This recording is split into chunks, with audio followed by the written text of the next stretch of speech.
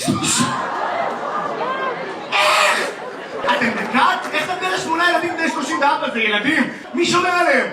Israel ফিলিস্তিনি যুদ্ধ বর্তমান বিশ্বের অন্যতম আলোচিত ইস্যু।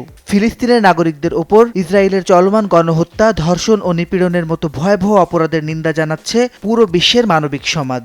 কিন্তু এই নিন্দনীয় অপরাধের নিন্দা জানাতে অস্বীকৃতি জানিয়েছেন ইসরায়েলি কমেডিয়ান গাই হোচম্যান। এর জের ধরে যুক্তরাষ্ট্রের বেভারলি হিলসের ফাইন আর্টস থিয়েটার কর্তৃপক্ষ তার নির্ধারিত শো বাতিল করেছে।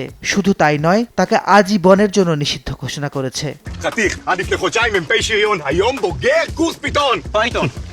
চলতি সপ্তাহে বেভারলি হিলসের ওই ভেন্যুতে হোচম্যানের একটি স্ট্যান্ড আপ কমেডি শো হওয়ার কথা ছিল। তবে তার বিতর্কিত পূর্ব কর্মকাণ্ডের জন্য আয়োজক কর্তৃপক্ষ স্ক্রিনিং সার্ভিসেস গ্রুপের কাছে অসংখ্য অভিযোগ জমা পড়ে। এরপরই নড়েচড়ে বসে কর্তৃপক্ষ।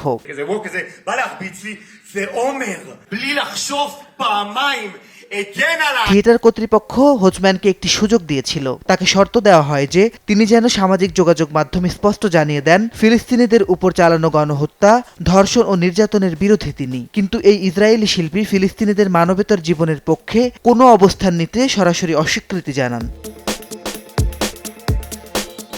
শর্ত পালনে হোচম্যানের অনড় অবস্থানের পর থিয়েটারটির প্রেসিডেন্ট মাইকেল এস হল এক বিবৃতিতে জানান, হোচম্যান ফিলিস্তিনিদের উপর নির্যাতনের নিন্দা জানাতে রাজি হননি, তাই তাকে আমাদের স্থাপনায় আজীবনের জন্য নিষিদ্ধ করা হয়েছে। কর্তৃপক্ষ স্পষ্ট করেন যে তারা যে কোনো ধরনের গণহত্যার বিরুদ্ধে সোচ্চার।